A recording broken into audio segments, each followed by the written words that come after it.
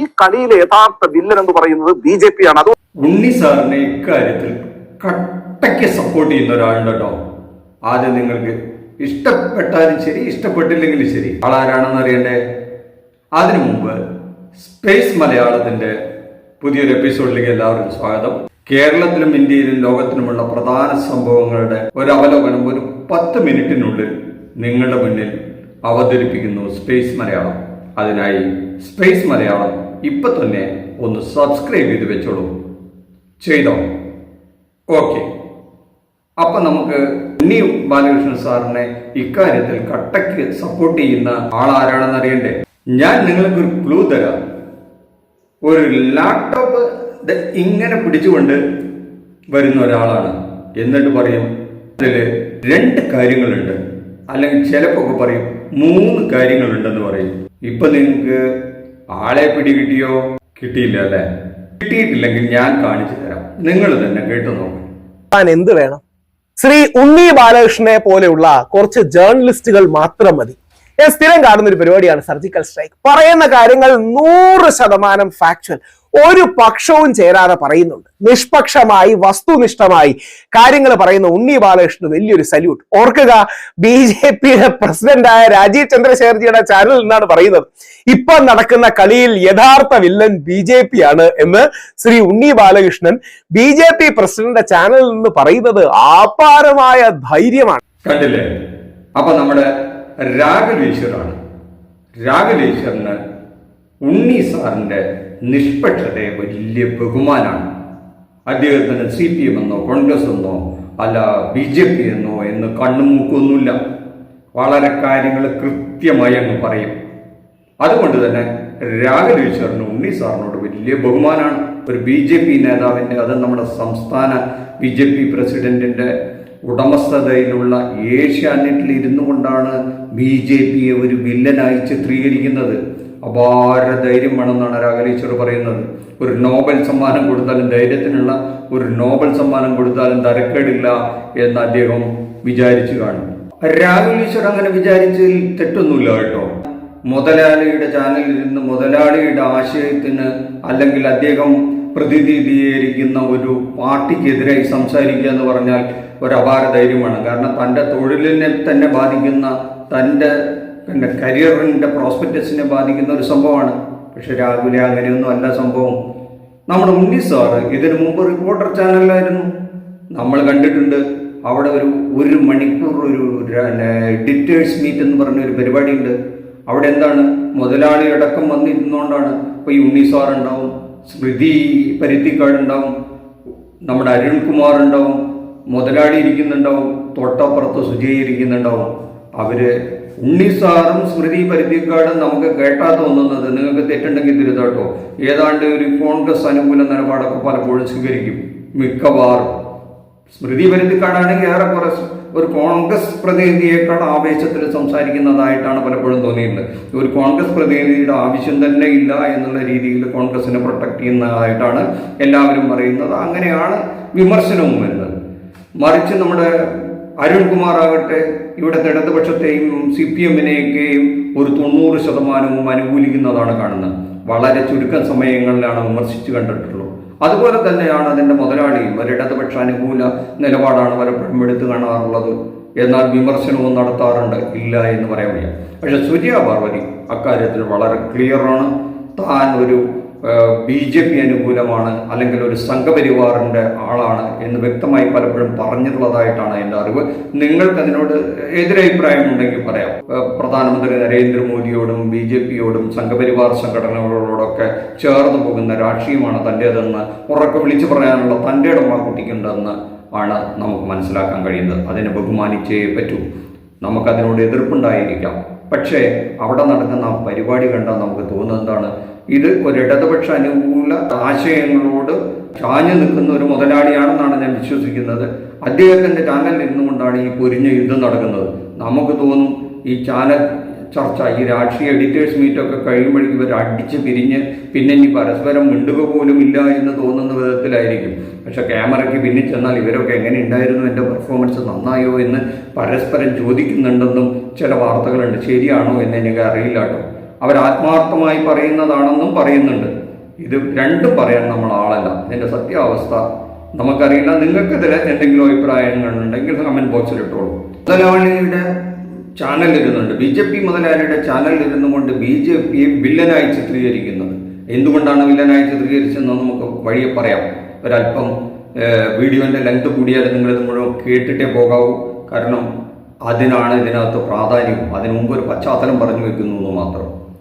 എന്തിനാണ് ഈ ഏഷ്യാനെറ്റ് മുതലാളിയുടെ ചാനൽ ഇരുന്നുകൊണ്ട് ഇദ്ദേഹം ഇത്ര വീറും വാശിയോടും കൂടി അദ്ദേഹത്തിൻ്റെ പാർട്ടിയെ തന്നെ വില്ലനാക്കി കളയുന്നത് എന്ന് നമുക്ക് ചോദിക്കുമ്പോൾ അതിൻ്റെ ഒരു ബിസിനസ് നമുക്ക് പറയേണ്ടി വരും. ഇന്ത്യയിലെ മിക്കവാറും സ്വകാര്യ ചാനലുകളെല്ലാം തന്നെ ഇന്ന് ബിസിനസ് ഹൗസുകൾ കൈയടക്കിയിട്ടുണ്ട്. എല്ലാ ചാനലുകളും, അപൂർവം ചില രാഷ്ട്രീയ പാർട്ടികളുടെ ഉടമസ്ഥതയിലുള്ള ചാനലുകൾ ഒഴിച്ചാൽ. കാരണം ഇവിടെ കൈരളിയെ നമുക്കറിയാം, അത് CPM വേണ്ടി പ്രവർത്തിക്കുന്ന പാർട്ടിയുടെ ഒരു സെറ്റപ്പിലുള്ളതാണ്. ഇപ്പം ചില ചാനലുകൾ ആ രീതിയിൽ പ്രവർത്തിക്കുന്ന, ബാക്കി എല്ലാം തന്നെ ചില ബിസിനസ് താല്പര്യങ്ങളുണ്ടാവും. ആ ബിസിനസ് താല്പര്യങ്ങൾ വെച്ചാണ് അതിൻ്റെ മുതലാളിമാർ രാഷ്ട്രീയത്തിലും പ്രവർത്തിക്കുന്നത് എന്നുള്ളത് ഏറെക്കുറെ എല്ലാവർക്കും അറിയാം. അവരുടെ നിലനിൽപ്പിന്, ഒരു ബിസിനസ്സിൻ്റെ നിലനിൽപ്പിന് ഈ രാഷ്ട്രീയം വേണം. ആ രാഷ്ട്രീയം ഭരണത്തിനോട് ചേർന്ന് നിൽക്കുന്നതാണെങ്കിൽ ഏറ്റവും നല്ലത് എന്നുള്ള നിലയ്ക്ക് ആരാണോ ഭരണത്തിലുള്ളത് ആ രാഷ്ട്രീയത്തിൻ്റെ കൂടെ നിൽക്കുകയും അവർക്ക് വേണ്ടി പ്രവർത്തിക്കുകയും അവർക്ക് വേണ്ടി പ്രൊമോട്ട് ചെയ്യുകയും ചെയ്യുക എന്നുള്ളതാണ് അവരുടെയൊക്കെ ധർമ്മവും നീതിയും ഒക്കെ. അപ്പം അങ്ങനെയുള്ള മുതലാളിമാരെ സംബന്ധിച്ചിടത്തോളം ഇവിടെ നമുക്ക് ഏഷ്യാനെറ്റും റിപ്പോർട്ടർ ചാനലിലേക്കും വന്നാൽ ഇവർ തമ്മിലൊരു വലിയ മത്സരമായിരുന്നു ഈ അടുത്ത കാലത്ത്. റിപ്പോർട്ടർ ചാനലിൽ നമുക്കറിയാം, നികേഷിൻ്റെ നേതൃത്വത്തിൽ വളരെ വർഷങ്ങളായിട്ടുണ്ടെങ്കിലും അതേറെക്കുറെ പൂട്ടിപ്പോകാവുന്ന ഒരു സ്ഥിതിയിലെത്തി. വീണ്ടും റിവൈവ് ചെയ്ത് നികേഷ് ഒരു വിധം അതിനെ കരയ്ക്ക് കയറുമോ എന്ന് തോന്നിയ, അല്ലെങ്കിൽ അതിൻ്റെ ഒരു പശ്ചാത്തലം നമുക്കറിയില്ല, ഈ മുതലാളിക്ക് വിറ്റ് പോവുകയാണ് ചെയ്തത്.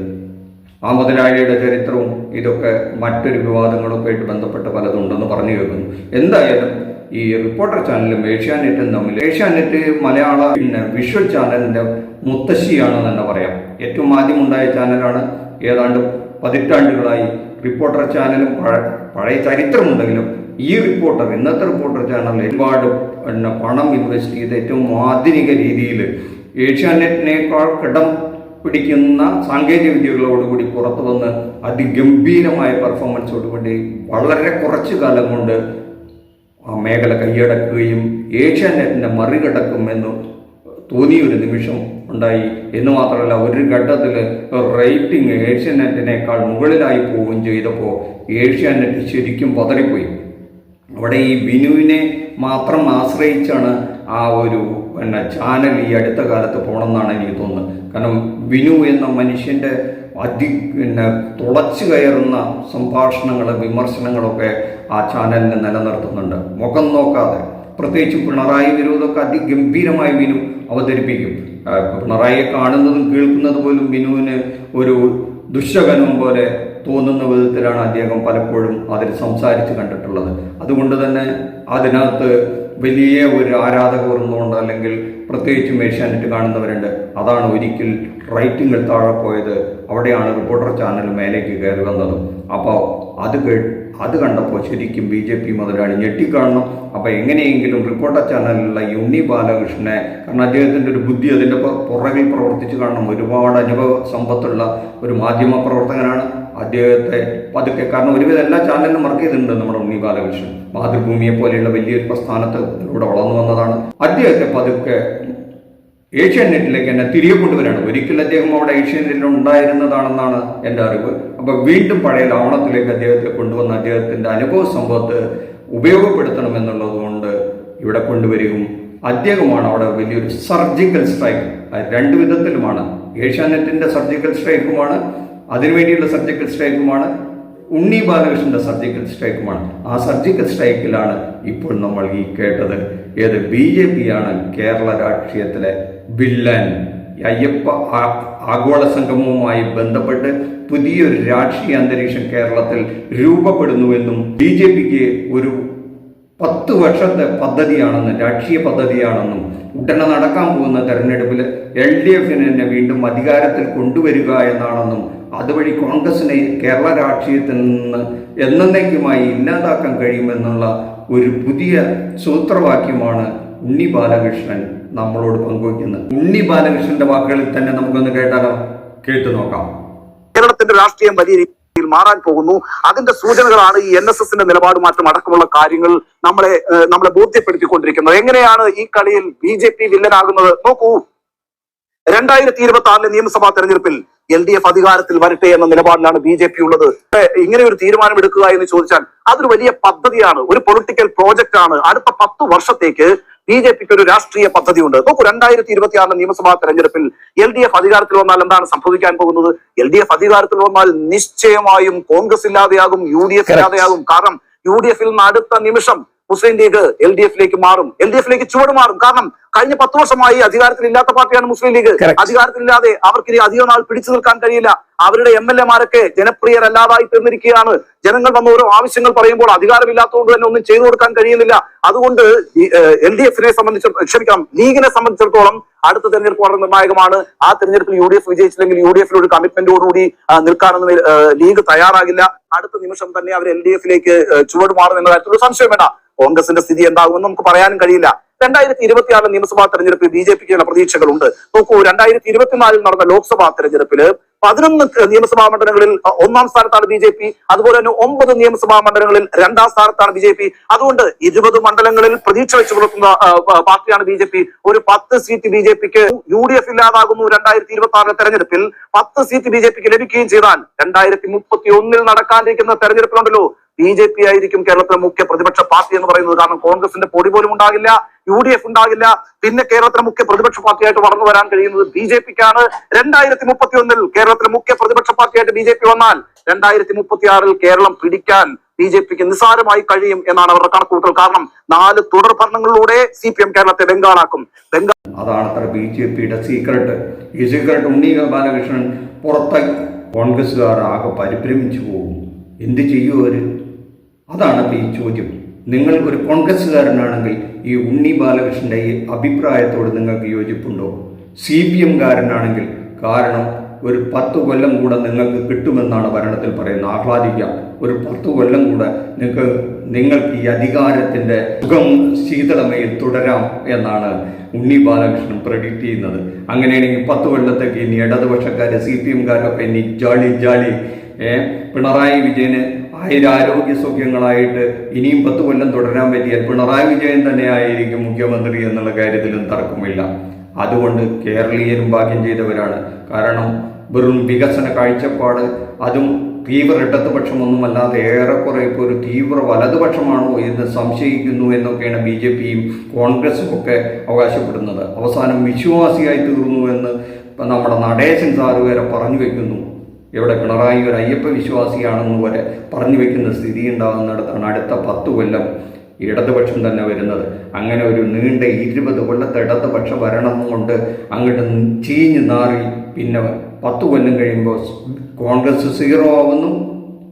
അതുവഴി BJPക്ക് കേരളം പിടിച്ചടക്കാമെന്നുമാണ് ആര് പറയുന്നത്? നമ്മുടെ ഉണ്ണി ബാലകൃഷ്ണൻ സാറ് പറയുന്നത്. അങ്ങനെ സംഭവിക്കുമോ എന്ന് എനിക്കറിയില്ല. നീണ്ട 10 വർഷമാണ്. ആ 10 വർഷം കഴിയുമ്പോൾ കേന്ദ്രത്തിൽ BJP അധികാരത്തിലുണ്ടാവുമോ എന്ന് പോലും നമുക്കറിയില്ല. ഇവിടെ ഭാരതപ്പുഴയിലൂടെയും പമ്പയിലൂടെയും ആലുവാപ്പുഴയിലൂടെയും ഒരുപാട് വെള്ളം ഒഴുകിപ്പോയിട്ടുണ്ടാവും. 10 വർഷം കഴിയുമ്പോഴേക്കും ലോകം തന്നെ മാറി മറിഞ്ഞിട്ടുണ്ടാവും. ഏത് തരത്തിലുള്ള രാഷ്ട്രീയ ക്രമങ്ങളാണ് ലോകത്തുരുത്തിരിയുക എന്ന് നമുക്കറിയില്ല. ലോകം മാറുന്നതിനനുസരിച്ചിട്ട് ഇന്ത്യൻ രാഷ്ട്രീയവും മാറും. ഒരു 10, 40, 50 കൊല്ലം മുമ്പുള്ള രാഷ്ട്രീയ പരിസ്ഥിതിയല്ല ഇന്ത്യയിലുള്ളതെന്ന് നമുക്ക് മനസ്സിലാക്കാൻ കഴിയണം. ഇപ്പോൾ കുറേ വർഷങ്ങളായിട്ട് കോൺഗ്രസ് അധികാരത്തിലില്ല എന്ന് നമുക്കറിയാം.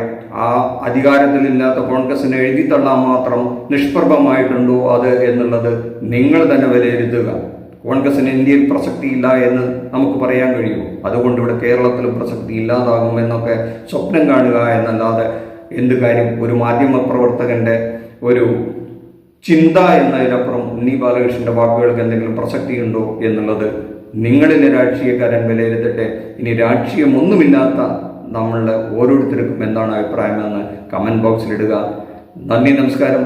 മറ്റൊരു വിഷയവുമായി മറ്റൊരു എപ്പിസോഡിൽ കാണുന്നത് വരെ താങ്ക് യു.